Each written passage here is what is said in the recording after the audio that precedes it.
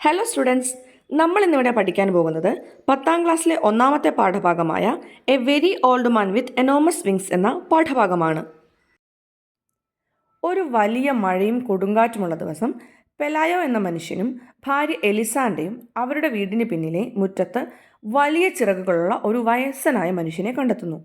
അവൻ വളരെ ദുർബലനും ക്ഷീണിതനും ചെളിയിൽ വീണ് കിടക്കുന്ന നിലയിലുമായിരുന്നു. അവൻ ആരാണെന്ന് അവർക്ക് മനസ്സിലാകുന്നില്ല. ചിലർ അവനെ ഒരു ഏഞ്ചലാണെന്ന് വിശ്വസിക്കുന്നു. ഗ്രാമത്തിലെ ആളുകൾ എല്ലാവരും അവനെ കാണാൻ എത്തുന്നു.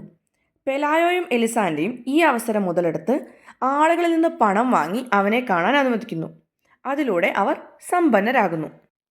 എന്നാൽ കാഴ്ചക്കാരായി എത്തുന്ന ആളുകൾ അവനെ സഹായിക്കുകയോ അവനോട് കരുണ കാണിക്കുകയോ ചെയ്യാതെ ഒരു കൗതുക വസ്തുവായി മാത്രം കാണുന്നു. പിന്നീട് അതേ ഗ്രാമത്തിൽ മറ്റൊരു അത്ഭുത സ്ത്രീയെ കണ്ടെത്തുന്നതോടെ എല്ലാവരും ആ സ്ത്രീയെ കാണാൻ പോകുന്നു. ഈ പഴയ മനുഷ്യനോടുള്ള താല്പര്യം എല്ലാവർക്കും കുറയുന്നു. കുറേ കാലങ്ങൾ കഴിയുമ്പോൾ ആ വയസ്സനായ മനുഷ്യൻ ആരോഗ്യവാനായി മാറുന്നു. ഒരു ദിവസം ആ മനുഷ്യൻ തൻ്റെ വലിയ ചിറകുകൾ ഉപയോഗിച്ച് ആകാശത്തേക്ക് പറന്നു പോകുന്നു.